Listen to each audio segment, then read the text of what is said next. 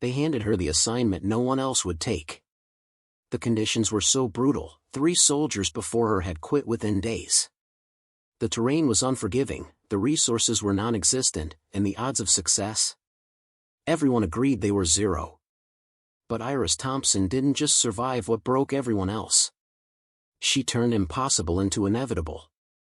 And what happened next would force an entire military command to rewrite everything they thought they knew about resilience, leadership, and what the human spirit can endure when pushed beyond every conceivable limit. Before we continue, let us know where you're watching from. If you're enjoying this, don't miss out, subscribe now for more. The briefing room felt different that morning. Cold. Too quiet.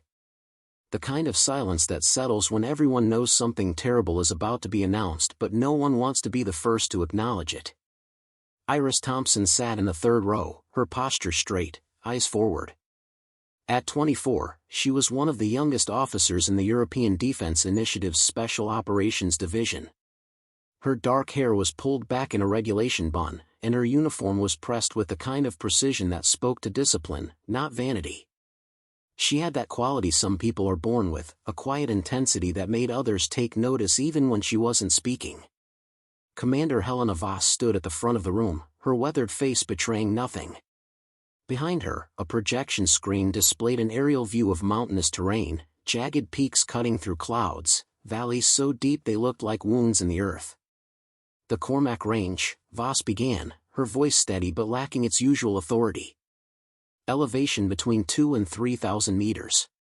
Temperature fluctuations from -15 to 40 degrees Celsius. Limited water sources. No established supply routes. She paused, and in that pause, everyone in the room understood.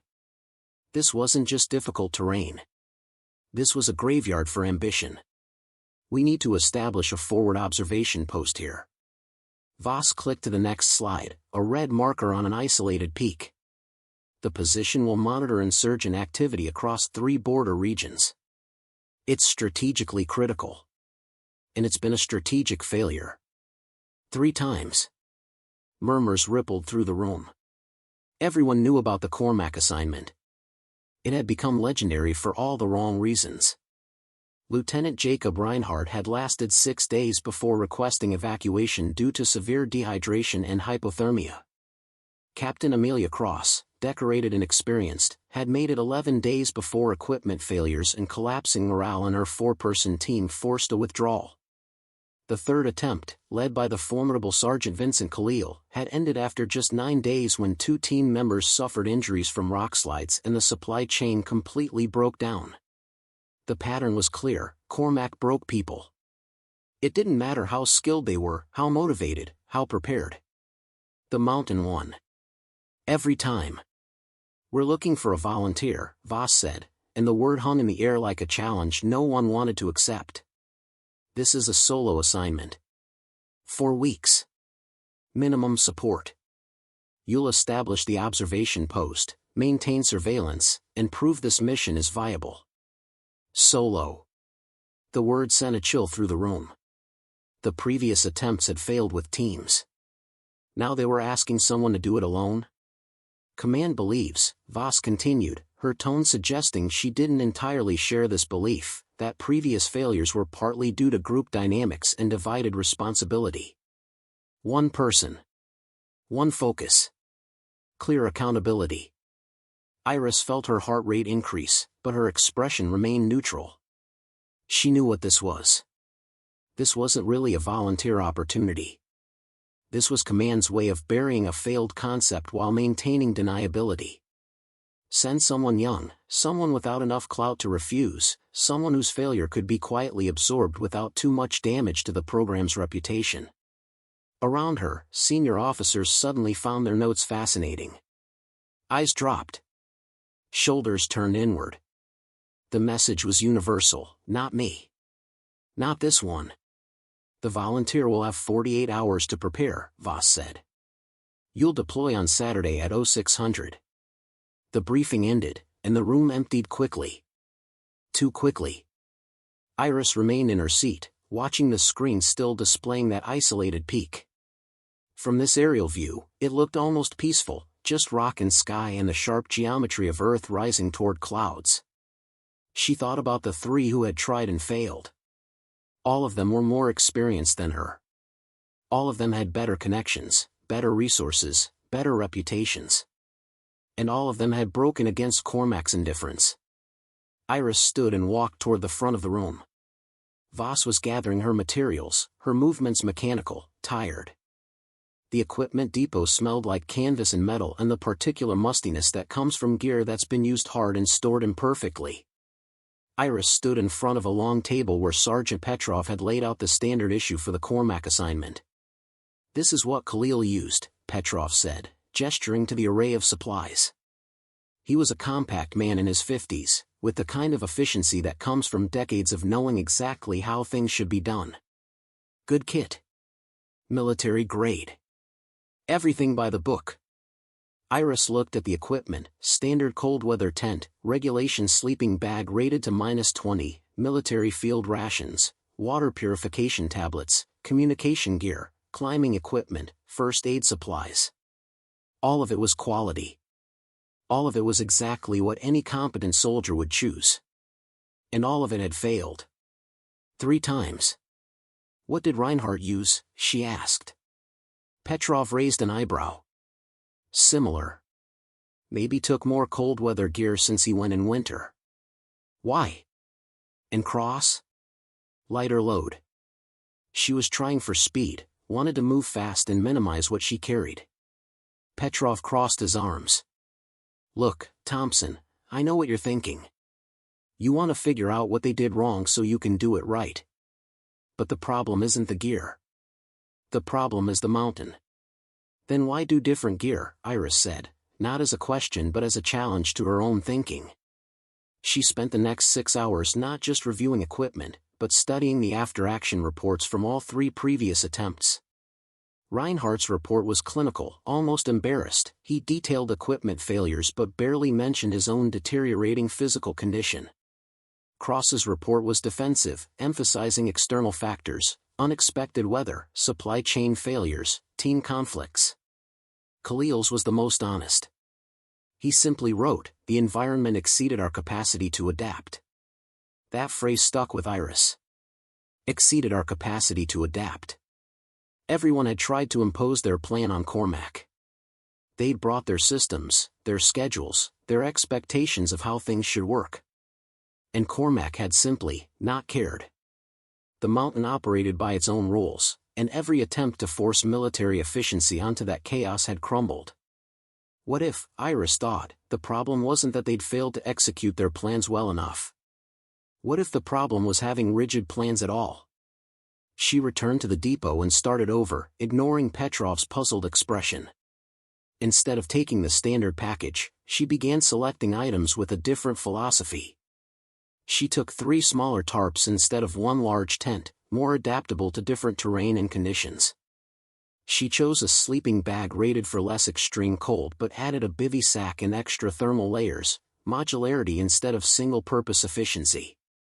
For food, she supplemented military rations with high-calorie civilian hiking food and even some items from her personal supplies: tea, honey, dried fruits. Comfort items that regulation didn't account for but that might matter during a month of isolation. "You're making this up as you go," Petrov observed, not quite disapproving but clearly uncertain. "The book didn't work 3 times, Iris replied. "Maybe it's time to write a different book." She spent the rest of her first preparation day doing something none of the others had done. She went running. Not on the base's nice track, but out in the hills beyond the perimeter, in the heat of afternoon, deliberately making herself uncomfortable. She ran until her lungs burned and her legs trembled, then kept running. Because Cormac wouldn't care about her training schedule or her comfort level. Cormac would simply be what it was, indifferent and immense, and she needed to relearn how to exist without the cushion of civilization. That evening, she declined dinner at the officers' mess and instead ate alone in her quarters, practicing the isolation she'd soon experience. She sat with the silence, let it fill the room, got comfortable with the absence of distraction. Her phone buzzed. A message from her mother in Edinburgh: "Heard about your assignment. Please be careful. Love you." Iris stared at the message for a long moment. Her mother didn't know the details, operational security prevented that, but she knew enough to worry.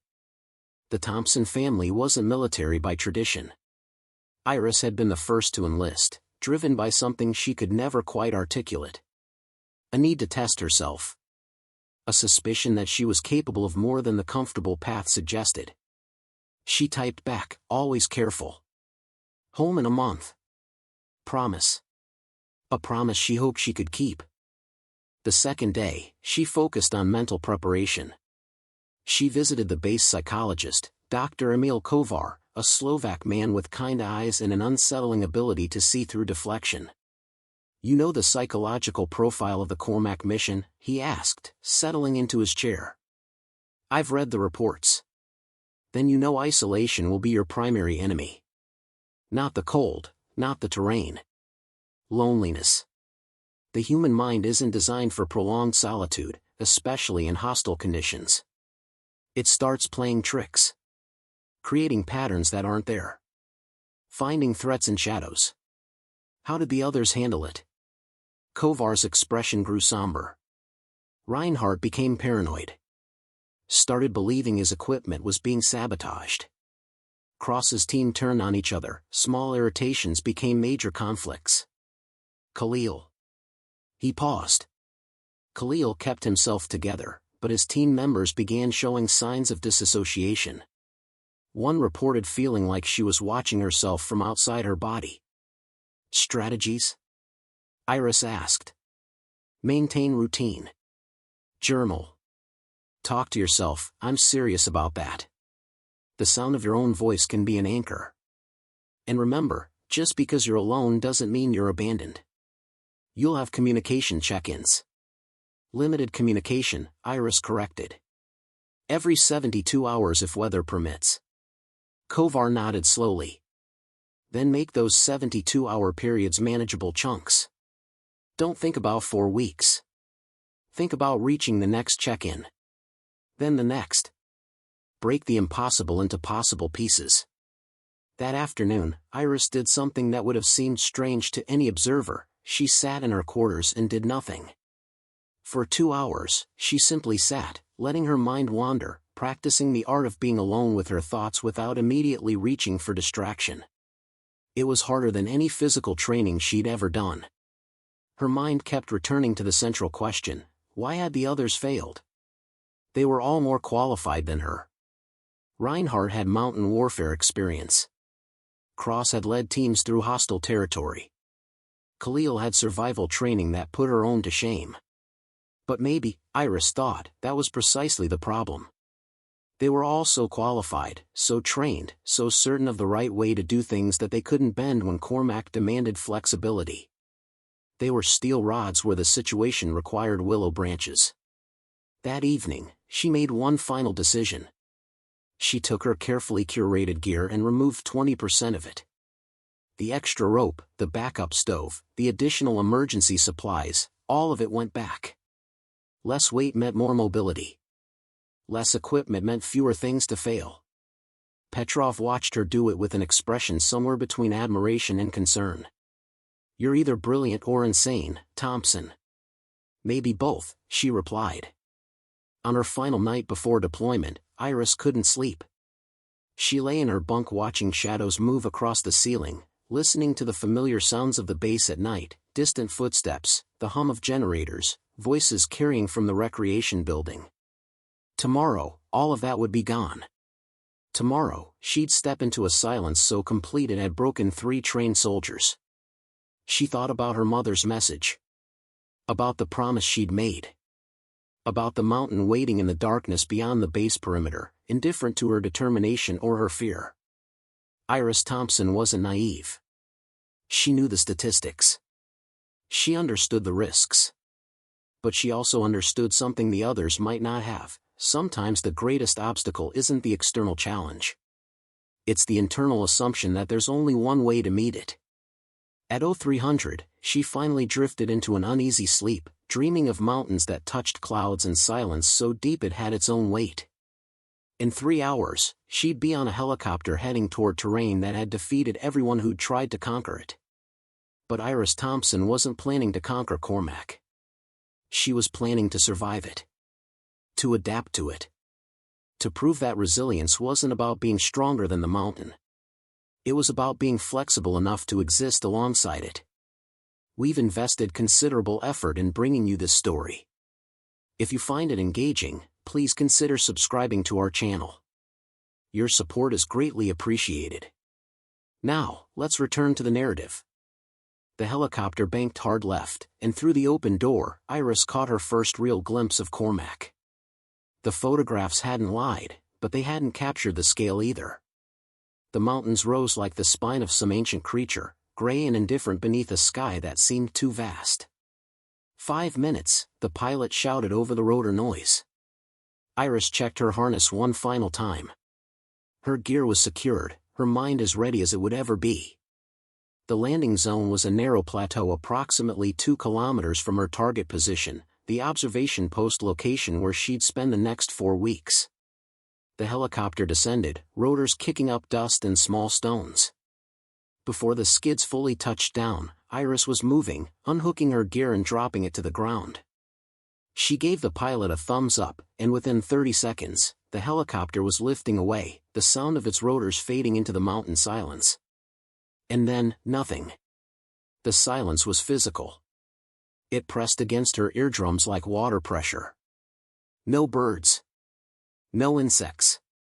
Just wind moving across stone and the distant sound of her own breathing. Iris stood still for a moment, letting the reality settle. She was alone. Completely. The nearest human being was over 40 kilometers away. No one was coming unless she called for extraction. For the next 72 hours, she was on her own. "All right, Thompson," she said aloud, her voice strange in the emptiness. "Time to work." The trek to the observation post took 4 hours instead of the projected 2. The terrain was treacherous, loose scree that shifted under every step, hidden gaps between rocks, elevation changes that left her gasping. By the time she reached the designated position, the sun was past its peak and shadows were lengthening across the valley below. The observation post was supposed to be here. According to the maps, this was the ideal location: elevated view of 3 valleys, natural wind protection, accessible water source within half a kilometer. Previous teams had confirmed the location's strategic value. What they hadn't mentioned was the wind. It screamed across the exposed ridge with a ferocity that made standing upright a challenge. Iris crouched behind a boulder and assessed. The ideal position would be impossible. She'd freeze or get blown off the mountain within a week. This was her first major decision. Follow the plan and set up where she was supposed to, or trust her judgment and find a better location. She spent the next 2 hours scouting. 100 meters down the ridge, she found a natural depression, less optimal for observation but significantly more protected. A compromise.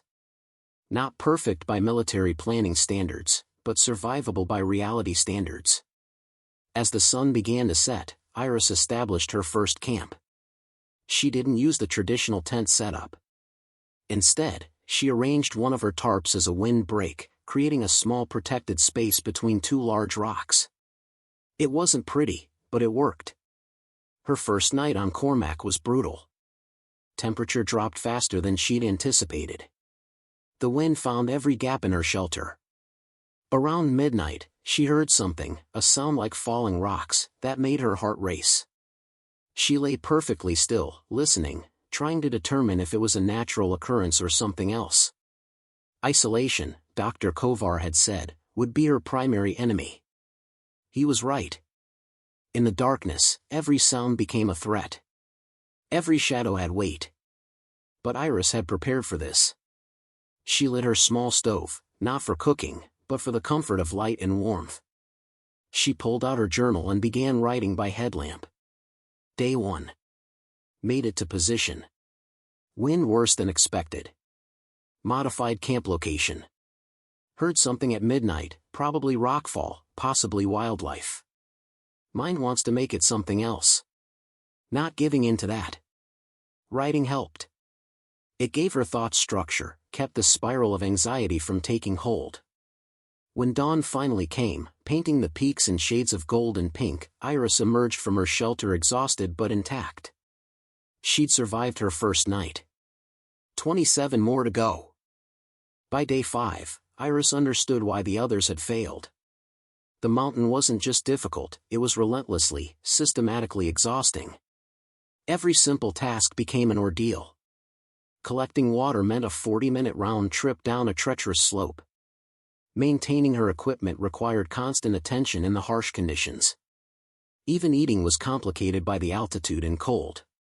Her hands were cracked and bleeding despite gloves. Her lips were split. Every muscle ached from the constant tension of moving across unstable terrain. She'd lost weight she couldn't afford to lose. But she was still here. The first communication check-in came on day 6. She powered up the satellite radio, and Commander Voss's voice crackled through. "Thompson, report status. Position established. Observation post operational. Conditions challenging but manageable." There was a pause. Voss was probably comparing her timeline to the others. Reinhardt had requested evacuation by day 6. Medical status? Minor issues. Maintaining. Morale? Iris looked out at the vast emptiness surrounding her. "Steady, ma'am." Another pause. "Good work, Thompson. Next check in 72 hours. Voss out." The radio went silent. Iris sat for a moment, letting the brief connection to humanity fade back into isolation. She'd gotten through the first check-in. Proof she wasn't just surviving, she was functioning. But day 7 brought a crisis she hadn't anticipated. She woke to find her water supply frozen solid despite her precautions. The temperature had dropped further than forecasted. She had a choice: use precious fuel to melt ice repeatedly throughout the day, or make the dangerous trek to the water source more frequently. She chose a third option. She relocated her entire camp 50 meters lower, sacrificing some visibility for proximity to water. It took 6 hours of exhausting work, moving equipment piece by piece. By the end, she was trembling with fatigue. That night, she didn't write in her journal. She didn't have the energy. She simply lay in her sleeping bag, too tired even to prepare a proper meal, and stared at the tent fabric above her. This was the edge. The moment where Reinhardt had broken. Where Cross had started making the decisions that would doom her mission. The point where the accumulated exhaustion and isolation started cracking the foundation of determination.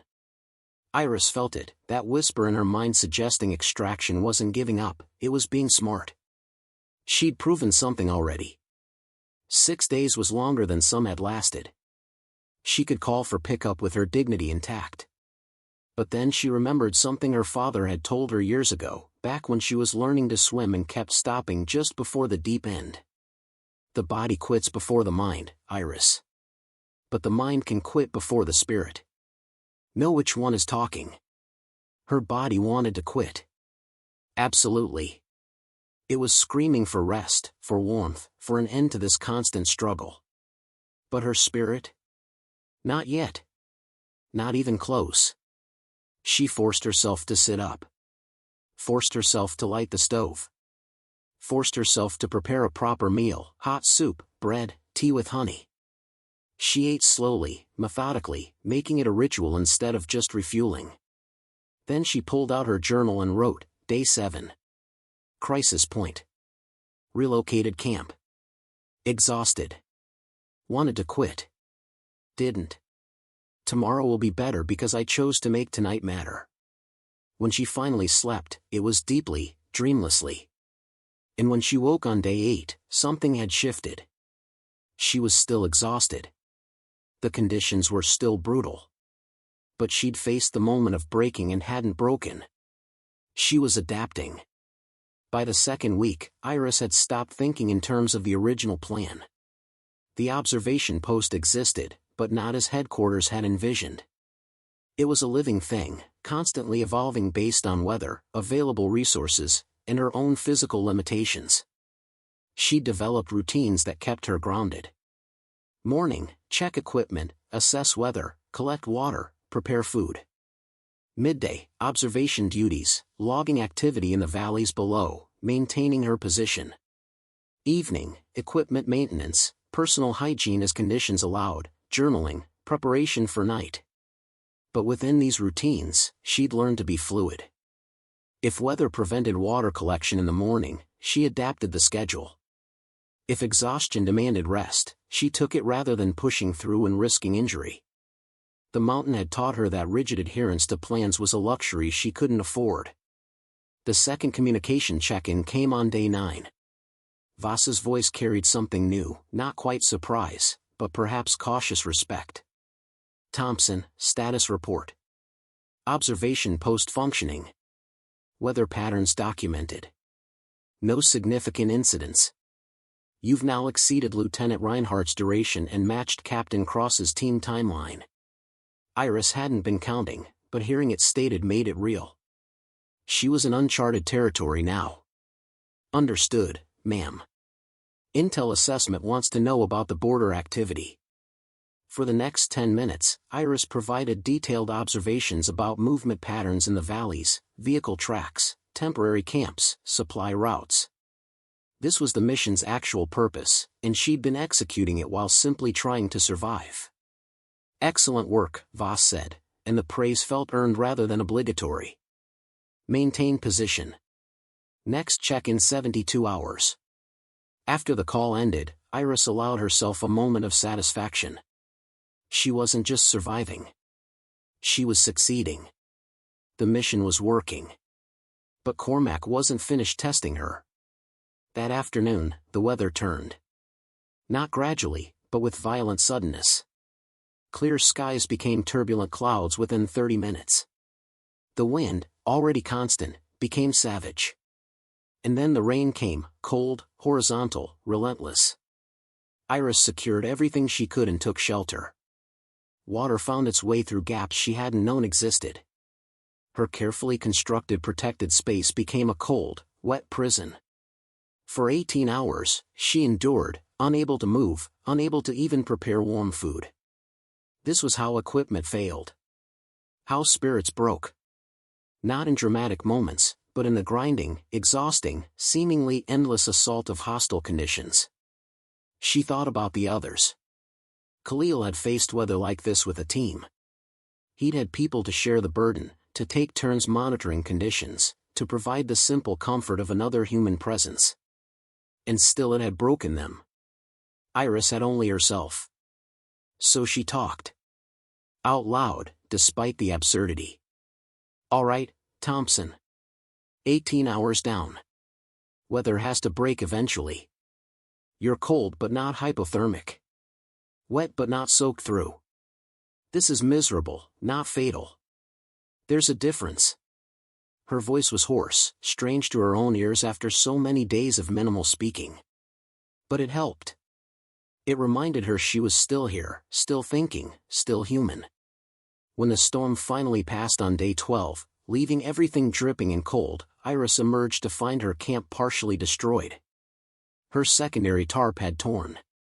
Several equipment items had shifted in the wind. Everything was wet. She spent that entire day in recovery mode, drying gear, repairing damage, re-establishing her systems. It was tedious, exhausting work. But it was also proof. She'd survived what had contributed to the others' failures. The weather hadn't broken her. It had tested her, hurt her, made everything harder. But she was still functioning. That evening, she made a discovery that would change everything. While searching for a better water source, she found a small cave, not much more than an overhang really, but deep enough to provide genuine shelter. It was 40 meters from her current position, hidden behind a rocky outcrop. The previous teams hadn't known about it. It wasn't on any map. But it was perfect, protected from wind, dry, just large enough for her essential gear. A gift from the mountain, if mountains gave gifts. She spent day 13 relocating to the cave, and that night, for the first time since arriving on Cormac, she slept through until dawn without waking. Warm, dry, protected. The mountain was still brutal. She was still alone. but she'd found a way to exist within the chaos rather than constantly fighting against it. She was learning Cormac's language. And slowly, painfully, she was becoming fluent in survival. Day 16 marked a milestone no one had reached before. Iris had now been on Cormac longer than any previous attempt. She was writing history with every sunrise, proving that what everyone had deemed impossible was simply extremely difficult. But knowing she'd broken records didn't make the isolation easier. If anything, it made it worse. The longer she stayed, the more the silence pressed in. Her journal entries had become conversations with herself, pages filled with observations about the landscape, about her physical state, about the strange tricks her mind played in the endless quiet. Saw something move on the ridge today, she wrote on day 17. Probably a bird. Maybe a shadow. Mind wants to make it significant. Refusing to give in to that. This is what Dr. Kovar warned about, pattern recognition gone haywire. Everything becomes signal when you're desperate for signal. The third communication check-in was delayed by weather. Iris waited on day 18 with the radio ready, but conditions prevented satellite connection. Then day 19. Then 20. The check-in window extended, which was normal protocol, but each day without contact made the isolation more acute.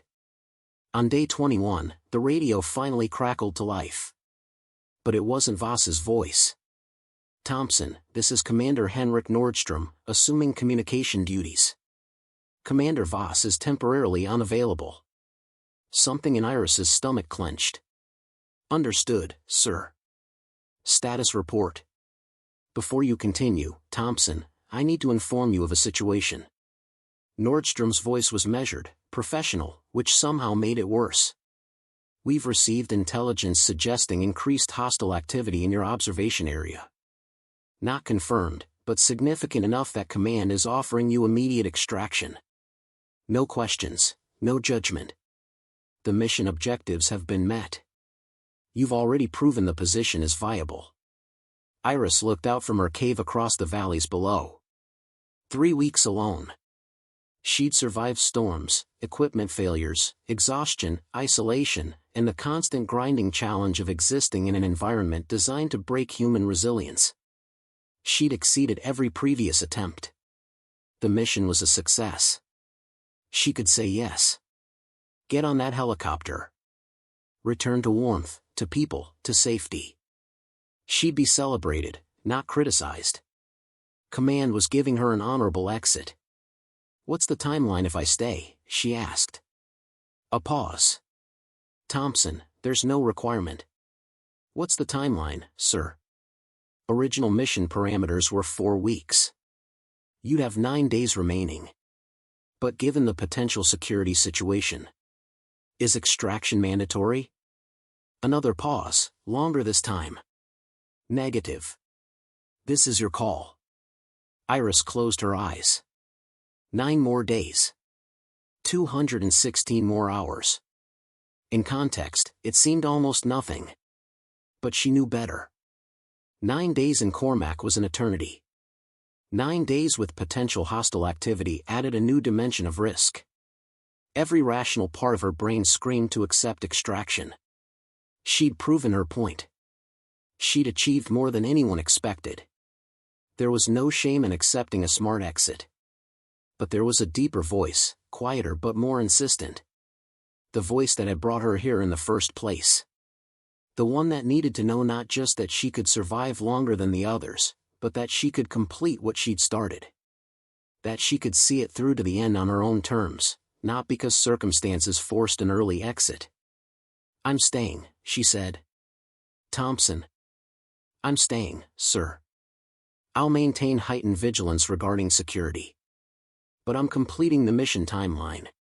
The silence on the other end spoke volumes. Finally, understood. Next scheduled check-in in 72 hours. Be careful, Thompson. Always, sir.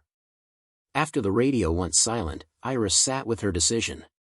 She'd just chosen to stay in one of the most hostile environments on Earth, alone, with potential security threats, when she could have left with honor. Part of her wondered if this was courage or stubbornness. Maybe it was both. Maybe that's what resilience actually was, the stubborn courage to keep going when every reasonable argument suggested stopping. That night, the temperature dropped to the lowest she'd experienced. Even in her cave, even with all her cold weather gear, she shivered. She made hot tea with her precious remaining honey and wrapped her hands around the cup, letting the warmth seep into her fingers. 9 more days. She thought about Reinhardt, Cross, and Khalil. All of them had been right to leave when they did. There was no shame in recognizing limits. But maybe, just maybe, limits were more flexible than people thought. Maybe what looked like a wall was actually a door, if you were willing to find the handle. Iris finished her tea and secured her camp for the night. Outside, wind howled across the peaks. Inside her small cave, she was warm enough to survive. And tomorrow, she'd wake up and do it again. Because that's what thriving in impossible conditions actually meant, not grand dramatic gestures, but the quiet, stubborn decision to get up every morning and choose survival. 1 day at a time. 1 hour at a time. Until the impossible became simply what happened. Day 23 brought a discovery that changed everything. While conducting her morning observation sweep, Iris spotted movement in the valley below, not wildlife, but vehicles. 3 of them, moving in formation along a route that wasn't on any authorized map. She documented everything through her scope: vehicle types, direction of travel, approximate personnel count, timing. This was exactly the intelligence the observation post was designed to gather. But it also confirmed what Nordstrom had warned about: hostile activity was increasing. The professional part of her brain cataloged the information methodically. The human part registered a new sensation: vulnerability. For 3 weeks, she'd been alone but safe in her isolation. Now she was alone and potentially observed. The difference was significant. She maintained her routine but with modifications. Movement became more deliberate, more concealed. She positioned herself to observe while remaining hidden. The cave, which had been a shelter against weather, now became a tactical advantage, nearly invisible from below, easily defensible if necessary. That evening, she heard sounds that weren't natural. Voices, distant but distinct, carrying up from somewhere in the valley. They lasted perhaps 10 minutes, then fell silent. Iris remained motionless in her cave entrance, every sense heightened, until long after darkness fell. Sleep didn't come easily that night. Every sound became significant. The wind wasn't just wind, it was footsteps. The settling of rocks wasn't natural erosion, it was someone approaching. Her mind, already strained by weeks of isolation, now had actual reason for vigilance, which somehow made it worse. "This is what breaks you," she whispered to herself in the darkness. Not the cold or the exhaustion. The fear. But she'd come too far to let fear win now.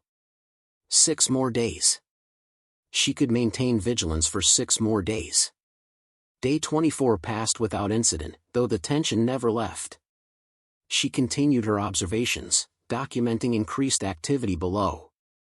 The intelligence she was gathering was valuable, confirmation that the observation post served a genuine strategic purpose. All 3 previous teams had left before reaching the point where the position proved its worth. The 4th communication check-in came on day 25. This time, Voss was back on the radio. "Thompson, we've reviewed your intelligence reports. Excellent work. Command is satisfied with mission objectives." "Thank you, ma'am. We're also increasingly concerned about your security situation." Voss's voice carried the weight of someone who'd made difficult calls before.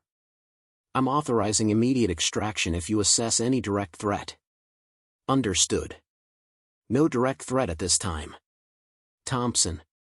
A pause. 5 more days isn't worth your life." Iris understood what Voss wasn't saying directly: quit while you're ahead. "You've won. Don't let pride override survival." "I appreciate the concern, ma'am." Maintaining position. After the check-in ended, Iris allowed herself to acknowledge the fear. She was scared. Anyone with sense would be scared in this situation. But fear and capability weren't mutually exclusive. She could be afraid and still function. She could recognize danger and still choose to continue. That afternoon, while moving to a secondary observation point, she slipped. Her foot caught on loose scree, and suddenly she was sliding down a steep slope, rocks tearing at her clothing, hands scrambling for purchase. She managed to stop herself after maybe 10 meters, heart pounding, adrenaline flooding her system. She lay there for a moment, assessing damage. Torn pants. Scraped hands. Bruised ribs. Nothing serious, but it could have been catastrophic. A broken ankle here, alone, with potential hostiles in the area, that would be the end. She climbed carefully back to her position, and for the first time since arriving on Cormac, she cried. Not from pain, but from the sudden overwhelming weight of everything, the isolation, the fear, the responsibility she'd placed on herself to see this through. She'd been strong for 25 days. Maybe she was allowed one moment of weakness. The tears lasted perhaps 5 minutes. Then she wiped her face, tended her injuries, and returned to her observation duties. Because that's what survival required. Not the absence of fear or pain, but the ability to acknowledge them and keep functioning anyway. 5 more days. She'd come too far to stop now. Day 26 began with ice coating everything. The temperature had plummeted overnight, and Iris woke to find her water bottles frozen solid despite keeping them in her sleeping bag. Her breath formed clouds in the cave's confined space, and every movement was stiff, painful. But it was day 26. 4 more days. The end was visible now, close enough to taste. She forced herself through her morning routine, though everything took twice as long in the cold. Her hands were so numb she could barely operate her equipment. The simple act of preparing breakfast became an ordeal of fumbling with frozen supplies and recalcitrant gear. While conducting her observation sweep, she saw something that made her blood run colder than the temperature, smoke rising from a location approximately 2 kilometers away. Not a campfire, too much smoke for that. Something larger. And it was close. Far closer than any previous activity. She documented it, trying to keep her hands steady on the scope. The smoke continued for about an hour, then stopped. No movement visible. No sounds carried on the wind. But someone was there. Someone was operating in terrain she thought was too difficult for casual access. The realization was stark, she wasn't as hidden as she'd believed. If others could operate at that elevation, in these conditions, then her position wasn't the isolated fortress she'd imagined. She was exposed. Iris spent that day in a state of heightened tension that exhausted her more than any physical labor. Every sound triggered alertness. Every shadow required investigation. By evening, she was trembling, not from cold, but from the sustained adrenaline response that had kept her in fight-or-flight mode for hours. She tried to eat, but her stomach was knotted. She tried to sleep, but her mind wouldn't stop cataloging potential threats. Around midnight, she heard sounds again, definitely voices, definitely closer than before. They lasted perhaps 20 minutes, echoing strangely off the rock formations, making it impossible to determine exact location or distance.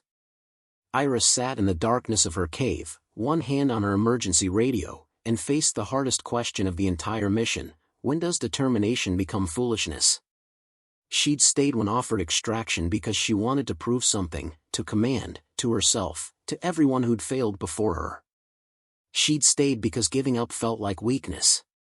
But was staying now, with genuine threats nearby and only 4 days left, actually strength? Or was it pride masquerading as courage? Think clearly, she whispered to herself. Strip away ego. What's the smart call? The smart call was extraction.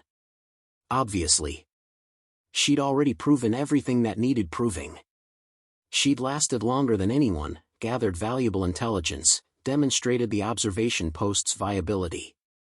Staying 4 more days wouldn't prove anything additional except that she could be stubborn in the face of danger.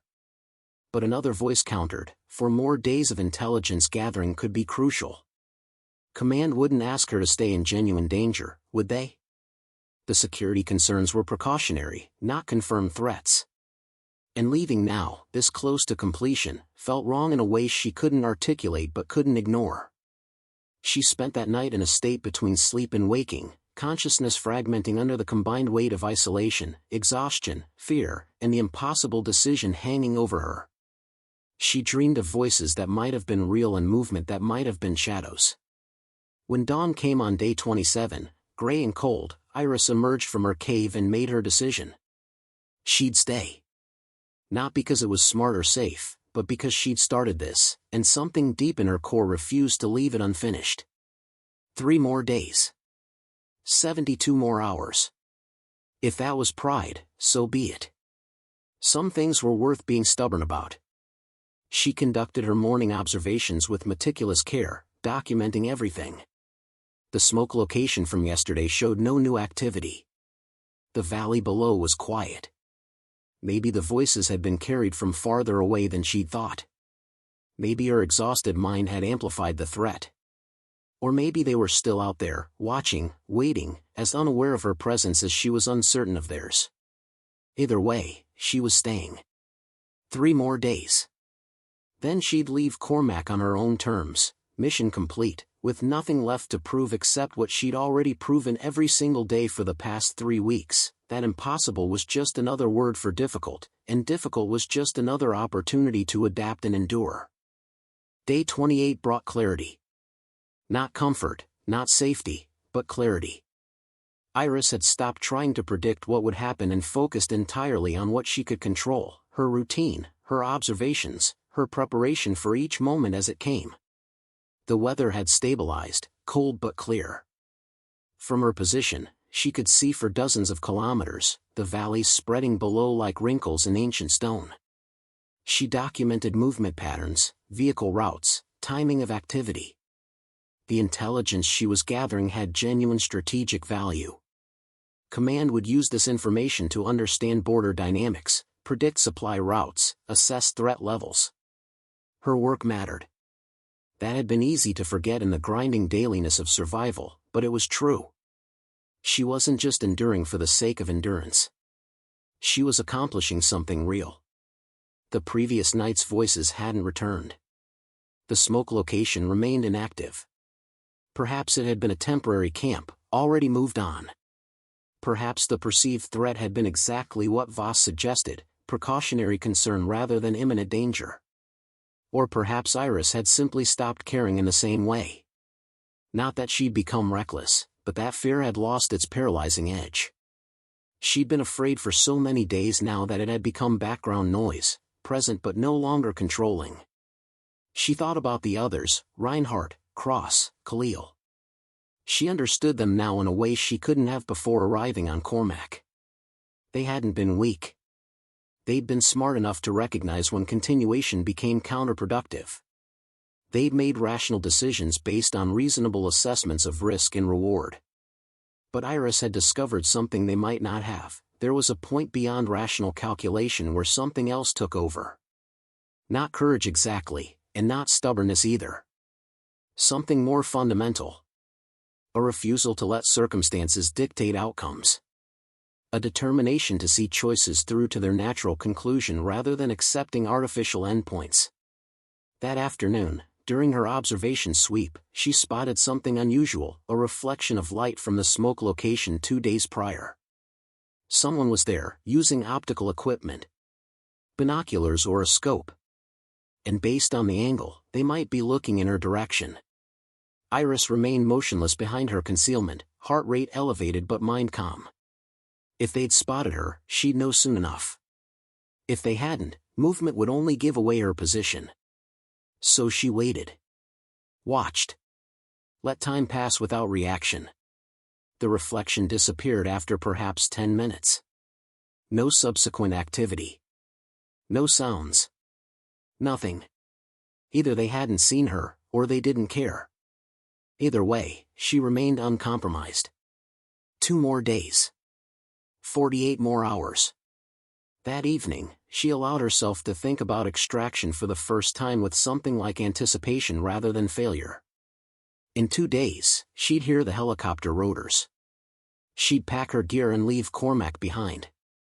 She'd return to warmth, to people, to all the small comforts she'd lived without for a month. But she'd also leave something here. Some version of herself that had arrived thinking determination meant not breaking. She'd learned it meant something different. Determination meant breaking 1,000 times and choosing to keep functioning anyway.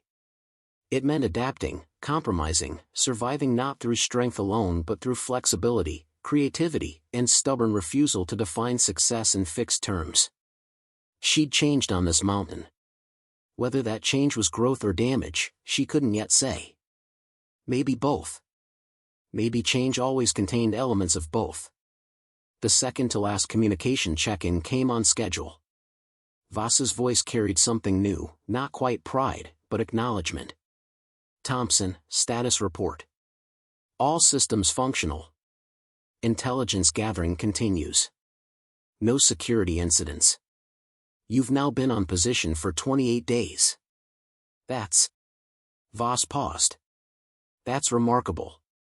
Thank you, ma'am. Extraction is scheduled for day 30, 0600 hours. Weather looks favorable. Unless something changes, we'll see you in 48 hours. 48 hours. The number felt surreal. So close. So achievable. So terrifyingly far given everything that could still go wrong. Understood, ma'am. Looking forward to it. After the check-in, Iris sat with that truth. She was looking forward to leaving. Not because she'd failed or given up, but because she'd accomplished what she came to do. The mission would end not because the mountain had broken her, but because the timeline had reached its natural conclusion. That night, for the first time in weeks, she slept deeply and dreamlessly. Her body, perhaps sensing the end approaching, finally allowed itself rest. When she woke on day 29, her final full day on Cormac, she felt something unexpected: gratitude. Gratitude for her cave shelter. For the water source that had sustained her. For equipment that had mostly worked when needed. For her own body that had endured far more than she'd known it could. For the mountain itself, which had tested her but not broken her. One more day. 24 more hours. Then she could finally stop proving whatever it was she'd been trying to prove and simply be done. Day 30 arrived with the clearest sky Iris had seen since arriving. The sunrise painted the peaks in shades of gold and rose, transforming the brutal landscape into something almost beautiful. She emerged from her cave and stood watching the light spread across the valleys below, feeling the cold air in her lungs, acknowledging the moment. This was her last morning on Cormac. In 6 hours, she'd hear the helicopter. In 7, she'd be gone. For weeks alone in conditions that had broken others, and she'd made it to the end.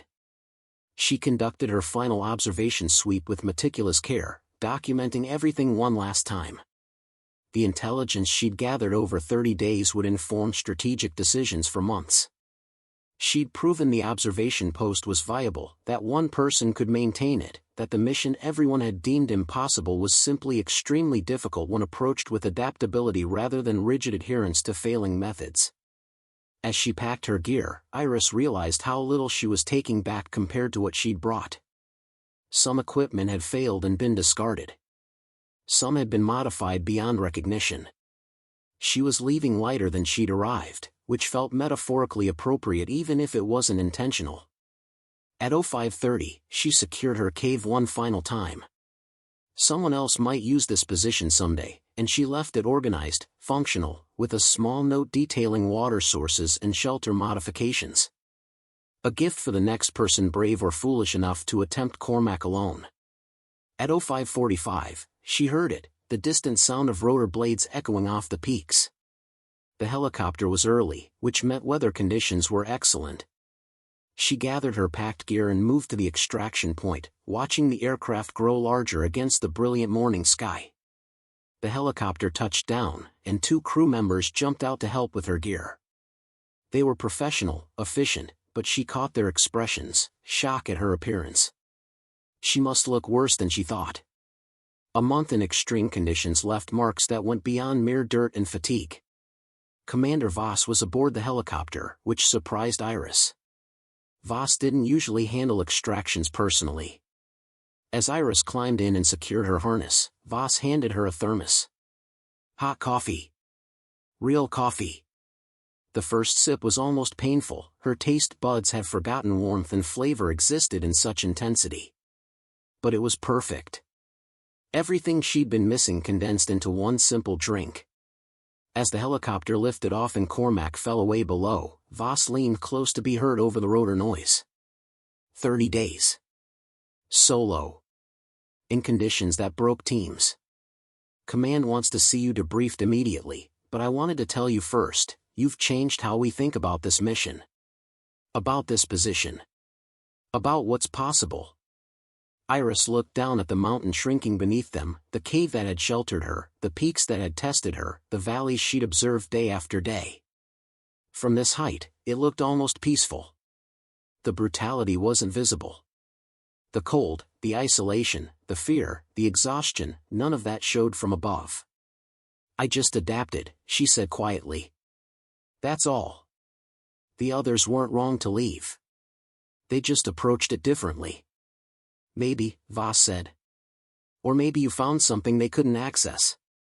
Something that matters. The flight back to base took 90 minutes.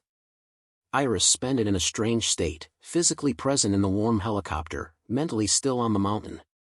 The transition from complete isolation to human contact felt disorienting. Voices around her seemed too loud. The proximity of other people felt overwhelming. When they landed, medical personnel were waiting. Standard protocol for extended missions. They checked her vital signs, assessed her physical condition, catalogued injuries and deterioration. Mild frostbite on 2 fingers. Significant weight loss. Dehydration despite her best efforts. Muscle deterioration. All expected. All manageable. Nothing that wouldn't heal. But they couldn't assess what had changed internally. How isolation had reshaped her understanding of capability. How fear had taught her that courage was an absence of fear but functioned despite it. How the mountain had shown her that survival wasn't about being stronger than circumstances but about being flexible enough to exist within them. After medical cleared her, Iris was escorted to a private room, not her old quarters, but something quieter, more isolated. Understanding her need to decompress before returning to normal base life. She showered for the first time in 30 days, watching dirt and exhaustion circle the drain, and afterward barely recognized herself in the mirror. She'd lost weight she hadn't had to lose. Her face was harder, leaner, marked by exposure and endurance. But her eyes were clear. Tired, but clear. She'd gone into Cormac uncertain if she could survive what broke others. She'd emerged knowing she could. That knowledge had a weight, a presence. It changed how she stood, how she looked at herself. She was no longer the junior officer who'd volunteered for an impossible mission hoping to prove something she couldn't articulate.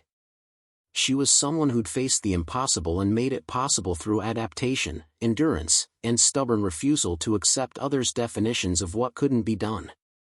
Tomorrow would bring debriefings, reports, decisions about her future.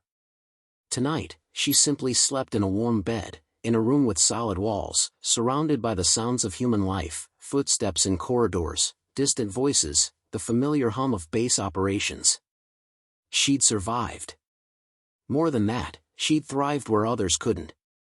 Not because she was stronger, but because she'd been willing to learn the mountain's language and speak it fluently enough to exist in its brutal territory for 30 days without breaking. Cormac had tested her. And she'd passed. The debriefing began at 0800 the following morning. Iris sat across from Commander Voss, Commander Nordstrom, and 3 intelligence officers she didn't recognize. The room was comfortable, warm, well-lit, civilized. Everything Cormac wasn't. Let's start with the intelligence you gathered, one of the officers said, sliding a tablet across the table. Your observations documented activity patterns we've been trying to confirm for months. The vehicle routes, timing, personnel estimates, this changes our operational understanding of the entire border region. They spent 2 hours reviewing her surveillance data. Every notation she'd made, every pattern she'd documented, every detail she'd recorded during those long days of observation. It had all mattered. The mission hadn't just been about proving human endurance, it had been about gathering information that would inform strategic decisions.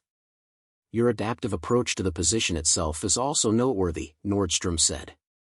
You modified the location 3 times, correct? Yes, sir. The original position was strategically sound but practically impossible to maintain long-term. I prioritized survivability over perfect positioning. And that decision allowed you to maintain observation for the full 30 days, gathering more intelligence than 3 previous attempts combined. He leaned back, studying her. The question becomes, was this success replicable, or were you an anomaly? Iris considered carefully. With respect, sir, I think that's the wrong question. The previous attempts weren't failures of personnel, they were failures of approach. Trying to impose rigid military structure onto chaotic conditions guaranteed breakdown. What worked was adaptability, not exceptionalism. Voss smiled slightly. You're saying anyone could do what you did if they approached it differently? I'm saying the mission shouldn't be designed around finding extraordinary individuals who can endure impossible conditions. It should be designed around creating adaptive systems that make difficult conditions manageable. The room fell silent. Iris realized she'd just essentially criticized the entire program's foundational assumptions. But it was true. She hadn't succeeded because she was superhuman. She'd succeeded because she'd been willing to abandon the playbook when it didn't work. That's a significant observation, one of the intelligence officers said. And one we'll be incorporating into future planning. After the formal debriefing ended, Voss asked Iris to remain. The others filed out, leaving them alone. You know what you've done, don't you? Voss said quietly. Completed a mission, ma'am. No. You've reset expectations. Every impossible assignment we've shelved because previous attempts failed, they're all being reconsidered now. Because if Cormac was possible, maybe other things are too. Iris felt the weight of that. She'd wanted to prove something personal. She hadn't anticipated becoming a benchmark for future impossibilities. That's a lot of pressure for other people, ma'am. It is. Which is why I'm going to ask you something, and I want you to think carefully before answering. Voss paused. Command wants you to lead a training program. Teaching adaptive survival methodology to special operations personnel. Your Cormac experience as the foundation for a new approach to extreme environment operations. Teaching. Passing on what she'd learned.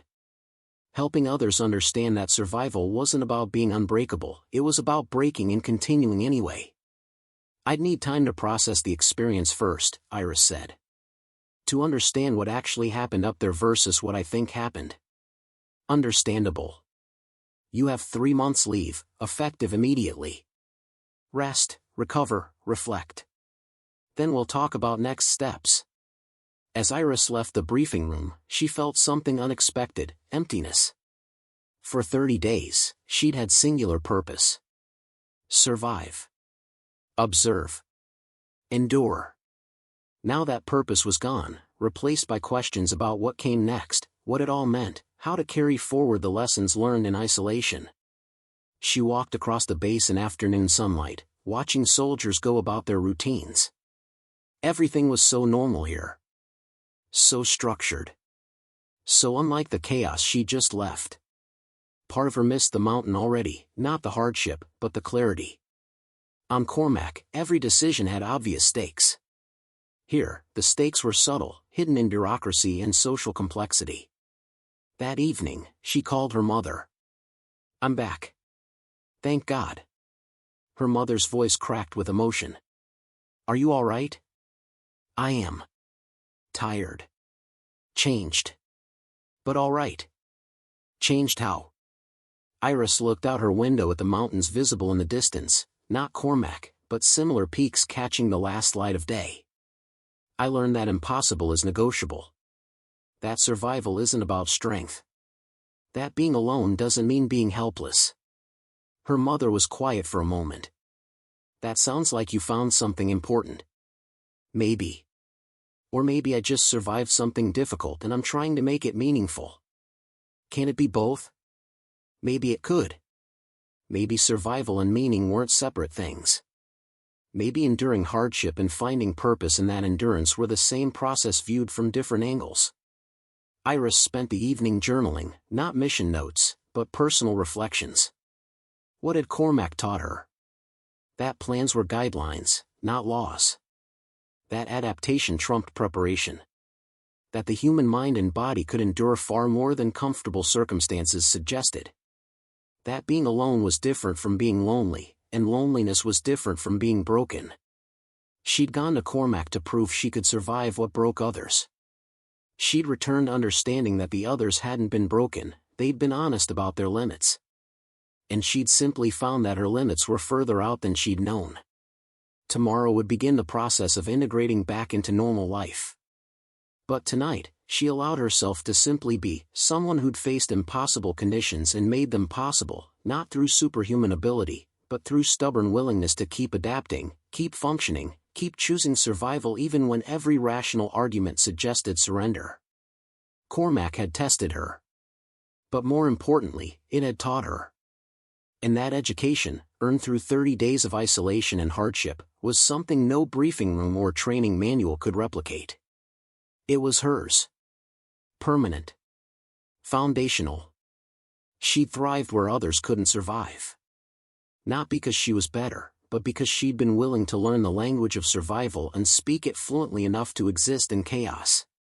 And that, finally, was enough. 6 months later, Iris stood in front of 20 special operations soldiers, all of them more experienced than she'd been when she'd volunteered for Cormac. They looked at her with mixture of skepticism and curiosity, this young officer who'd supposedly redefined what was possible in extreme conditions. "I'm not here to tell you I'm exceptional," she began. "I'm here to tell you that exceptionalism is the wrong goal. What worked on Cormac wasn't being superhuman. It was being human enough to adapt when systems failed." She clicked to a slide showing the original observation post location. "This is where 3 teams failed. Not because they were weak or unprepared, but because they tried to impose order on chaos. They brought rigid plans to a fluid environment." Over the next hour, she walked them through her methodology, not as a prescription, but as an example of adaptive thinking. How she'd modified camp locations based on conditions rather than maps.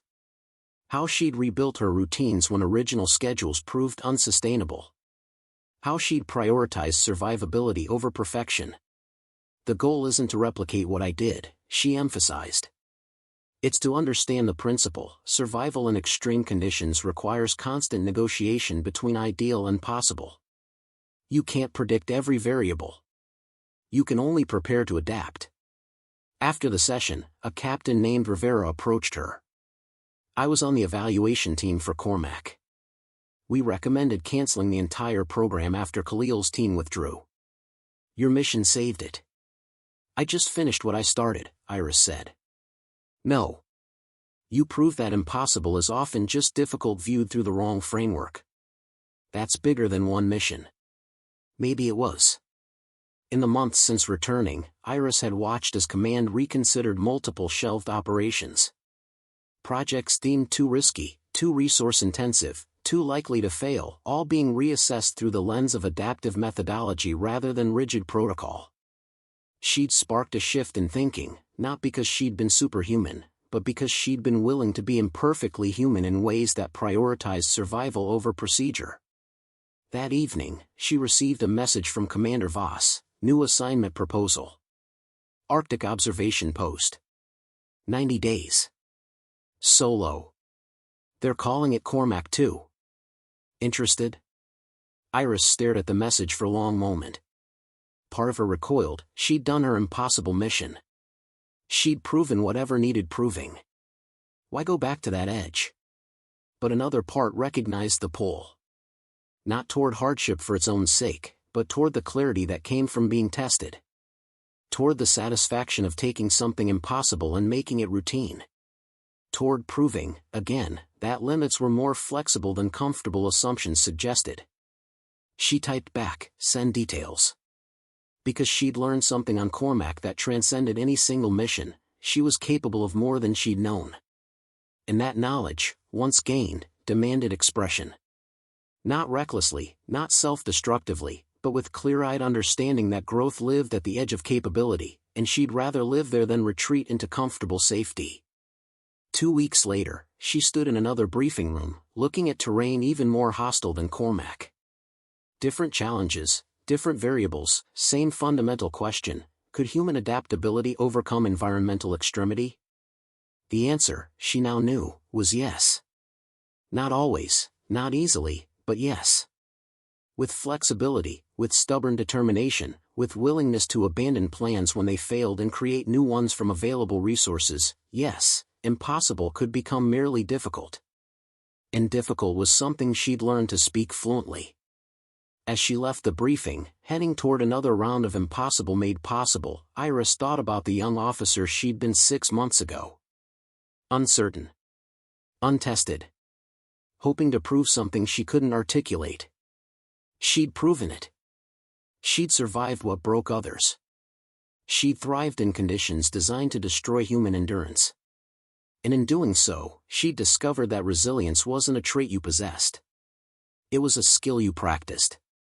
A language you learned. A decision you made every morning to keep functioning despite every rational argument for surrender. They'd given her the worst conditions. Terrain that had defeated everyone before her. Isolation that broke trained soldiers. Weather that destroyed equipment and morale. Resources so limited that survival seemed theoretical rather than practical. And she'd thrived. Not through superhuman ability, but through very human adaptability. That was the lesson.